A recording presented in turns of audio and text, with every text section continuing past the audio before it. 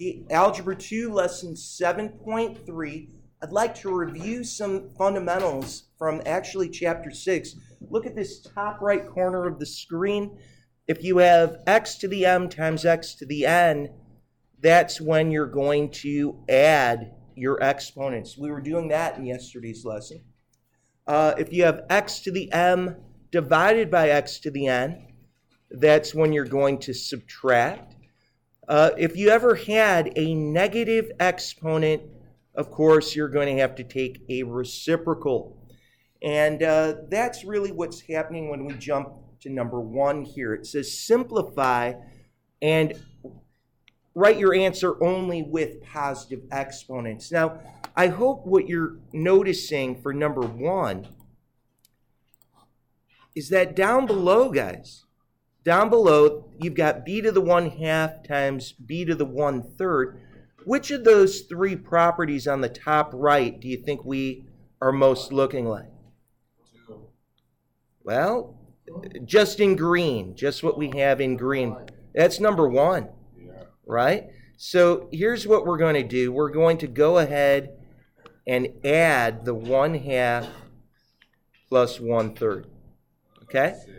And, if you're ever worried about adding the fractions, we can go ahead and get some assistance here. We can go alpha y equals, just get 1 over 2. Yep, and then plus, here's your other alpha y equals, you'd get 1 over 3.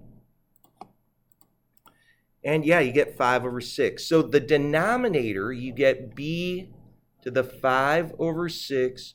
Up on top, of course, we have b to the negative 1/4. So when you see 2 variables right next to each other, combine them by adding the exponents. Are we done? No way. Well, now I hope you can see it looks kind of like property number 2. Property number 2 is going to get applied right now, and we can say, you know what?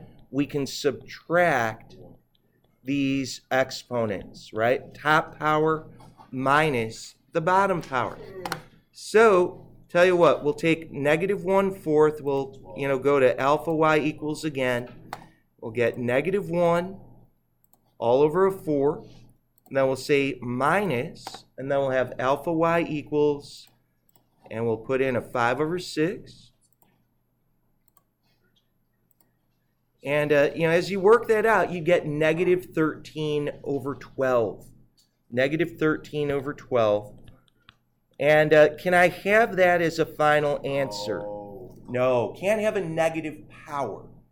So what you have to do is go to property number 3 and take a reciprocal. Go 1 over that term and write it with a positive exponent.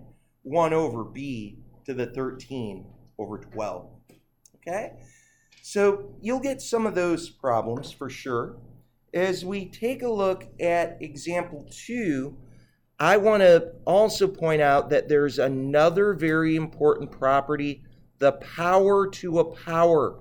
Powers to powers, we multiply them. You could call that property number 4. That's also a review from what we have seen in chapter 6. In other words, when you have a power raised to a power like in example 2, just multiply 7 times 5 over 6. Now that's kind of like 7 over 1 times 5 over 6. 7 times 5 is 35. Put that all over 6. And do I need to flip or take a reciprocal? No, thank goodness we've got a positive exponent. That's all we have to do. Powers to powers get multiplied. So as we look at number 3, you're just going to see that you get to apply that power to 2 variables. So powers to powers get multiplied together. You'll have negative 1/2 times a 3/5. And then here you'll have your y. Here's 5 times 3/5. And of course, you can do this pretty quickly. You can say, hey, I'm going to go 1 times negative 3. I'll get negative 3. 2 times 5 is a 10. 5 is really 5 over 1. And you could go 5 times 3 to get, 15, and, then do 15 divided by 5, which is a 3. I hope you can see that these 5s would cancel out as well. You're going to be left just with y to the 3rd. If you ever struggle multiplying fractions, you can always just use your calculator. Here's what I'm talking about. You could have just done 5 times, not even using your fraction button, and you can see that you would have gotten the 3. More to the point, can I leave my answer the way it's written? No. How many things have to get flipped? Just one. Just the x term. Don't flip the y. The y is okay. It's got a positive exponent. You've got to flip the x, though. So this got a little bit sloppy. It's y to the 3rd over x to the 3/10. And then you're good to go. Okay, we doing all right? Okay, as we move on to these last 2 problems, this is where it gets to be quite a bit more abstract. There is an index for number 4. There is a number in this little crevice, and hopefully you remember what that is. What number is in that little crevice there? Not a 1, but a 2. It's a second root. Now, this can sound a little crazy right now, but I want us to do it. We're going to say we've got a square root, and this can seem nuts, but we're going to write out 9y's. It's just going to take you a little while to write out 9y's in succession. Now, this is going to help you when we do more advanced radicals, like 3rd roots and 5th roots and so forth. When we're doing a second root, we're looking for how many of the same number? We're looking for 2. So every time we've got 2 of the same thing, circle it. And that's a really good habit to get into. How many groups of 2 do we have for our y's here? 4. So I'm going to pull out 4 y's in succession. That's going to pull out y to the 4th. How many y's are left inside? Just 1 where I didn't get a group of 2. Now you could leave that, you can't even get to put the 2 inside that little crevice with Alex.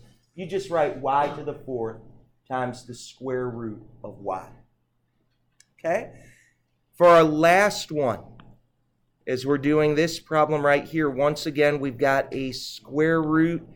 Let's break down the 24 with a division tree. Remember, we start with all of our primes. You guys remember the prime numbers? Primes would be like 2, 3, 5, and 7. And what we did earlier in the year is we made a little division tree. And you start with the most basic prime. The first prime you can see, 24 divided by 2 is 12. And then you check and see if 2 goes in again. It does. 12 divided by 2 is 6. And then you check and see if 2 goes in again. 6 divided by 2 is 3. That's a prime number itself. We stop right there. This is our prime factorization. So 24 is literally 2 times 2 times 2 times 3. I'm going to have, frighteningly, 1, 2, 3, 4, 5, 6, 7, 8, 9 x's. Then I'll have 1, 2, 3, 4 y's. Okay? But I'm looking for groups of 2. Because that's the index. The index right here is so important. It tells you to circle whenever you've got 2 of the same thing. And whenever you've got 2 of the same thing, we'll make a group of them. You can see, wow, I've got all these groups of x's here. Here I've got a couple groups of y's. Okay, so let's think about what is going to come outside. As we finish this problem up, what number gets to come out?